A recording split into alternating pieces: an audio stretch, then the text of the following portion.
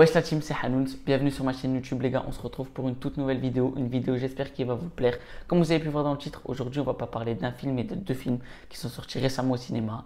J'ai nommé Space Jam 2 et Désigné coupable. C'est deux films complètement différents l'un de l'autre, mais j'ai quand même décidé de vous faire une vidéo rassemblée parce que je les ai vus tous les deux il y a pas longtemps et franchement c'est de très bons films. Alors sans plus attendre, commençons. On va commencer par Space Jam 2. Space Jam 2, la suite du Space Jam 1, comme vous vous doutez bien, avec LeBron James qui remplace Michael Jordan en rôle principal. Et franchement, j'ai vu un très bon film. Je m'attendais à pire parce que selon les critiques que j'entendais un peu dans mon entourage, je m'attendais à pire. J'ai vu un très bon film. J'ai pas du tout été déçu. Mis à part qu'ils auraient pu mettre quand même Michael Jordan, faire une petite apparition de Michael Jordan. Mis à part ça, c'est un très bon film. C'est très original.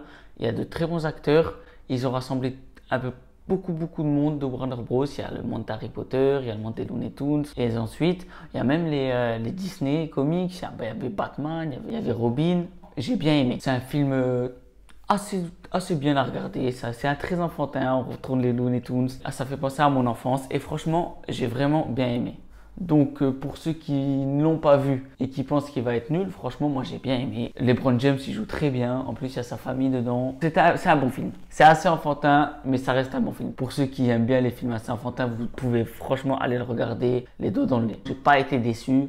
C'est pas le film de l'année mais c'est un très bon film, ça se regarde très bien. Maintenant on va parler du film Désigné coupable. Désigné coupable, c'est l'histoire d'un homme, une histoire véridique d'un homme qui s'appelle Mohamedou Ould Slahi, un Mauritanien. Il va être accusé par le gouvernement américain concernant les attentats du 11 septembre. Donc, ils vont l'emprisonner en août 2002. Il va être emmené à la prison de Guantanamo où il va se faire interroger et après, ils vont le torturer. Et c'est une histoire qui fait froid dans le dos. À voir le film, ça fait peur parce que le mec, il a eu des affaires avec Al-Qaïda et tout. Il a été accusé par rapport à des coups de fil, mais il a été surtout torturé comme personne. Et même celui qui veut le mettre en prison à vie, quand il apprend qu'est-ce qu'il a subi, eh ben, il arrête parce que c'est au-delà de tout. Ce qu'il faut savoir sur Guantanamo, c'est une prison américaine qui se situe pas en Amérique. Elle se situe sur une base navale américaine, sur le sol de Cuba, au sud-est de Cuba. Et donc, ça veut dire que ce qui se passe là-bas ne concerne pas la Constitution américaine. C'est aux Américains, mais c'est pas avec la Constitution américaine. Donc, il n'y a pas de règles. Ça veut dire qu'ils sont emprisonnés et ils n'ont pas de procès. En ce qui concerne monsieur Mohamedou, il n'a pas été jugé pendant, je crois, 7-8 ans. Il est emprisonné en Amérique, il se fait torturer, mais il n'a pas de procès équitable. Donc, ce qui fait que c'est ça qui est triste dans l'histoire. Ça a été créé par George Bush, qui a voulu être enlevé par Barack Obama, parce que je me suis renseigné un peu sur le sujet. Ça a été créé par George Bush et Barack Obama voulait l'enlever. Et il y a au début, sur la prison, quand elle a été créée, en 2001, quand il y a eu les attentats, il y avait un peu plus de 700 prisonniers dans une prison où ils ne sont pas jugés, où ils se font torturer, et c'est tout. Et ensuite, quand Barack Obama il est venu au pouvoir, il a voulu supprimer cette prison. Donc c'est passé de 700 prisonniers, je crois, à 200. Et jusqu'à la fin de son mandat, je crois, Barack Obama, parce qu'il n'a pas pu l'enlever par rapport au Congrès des États-Unis, c'est un peu compliqué. Et après, il restait 40 prisonniers.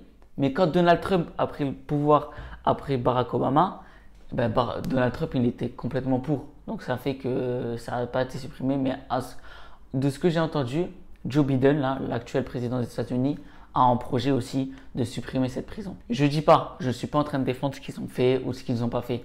Ce que je défends surtout, c'est le fait qu'ils se font torturer méchamment en fait. C'est de la torture psychologique, ils ne dorment pas, ils ne les font pas dormir. Ceux qui font la grève de la faim, ils les font manger de force, ils les font faire écouter de la musique pendant des heures et des heures fort, des musiques qui sont pas forcément agréables à entendre. Franchement, c'est de la torture psychologique. Ça ne défend pas tout, je dis pas, mais quand même. Au moins un procès équitable, ce serait bien. Mais voilà, c'est l'histoire de ce jeune homme et franchement, quand il la raconte, à la fin, on voit les vraies images et franchement, c'est choquant quand même. Parce que encore, quand je regarde sur Internet, ils disent qu'au jour d'aujourd'hui, parce qu'il s'est fait juger. Au bout de 8 ans, il s'est fait juger et la cour a décidé de le libérer. Mais les États-Unis, ils ont fait appel et donc il est resté en prison. Donc je crois qu'il est resté en prison 14 ans en tout. Et au final, il est sorti là, il est dehors et ils ont rien contre lui encore. Ils ont des appels. Il a certes été dans Al-Qaïda, de ce de ce que j'ai compris, quand il était jeune, quand il était plus jeune, mais il est parti de ça et ils l'ont accusé quand même. Donc, on ne sait pas. Mais bref, très bon film, franchement, histoire vraie. Vous pouvez aller regarder, c'est très très poignant. Je m'attendais à pas avoir autant de scènes choquantes en fait. Je m'attendais pas à ça en fait. Moi qui me suis toujours dit Guantanamo, c'est dur et tout, mais je savais même pas en fait qu'ils ne sont pas jugés en fait. Ils sont là-haut, ils se font torturer, ils les laissent pas dormir. Franchement, regardez le film, très très bon, très très bien joué par Tahar Rahim. Il a très très très bien joué. Respect à lui. Le mec, il a rien à voir avec lui, il se ressemble pas du tout, mais c'est très très bien joué par Tahar Rahim. C'est un des très très très bons films.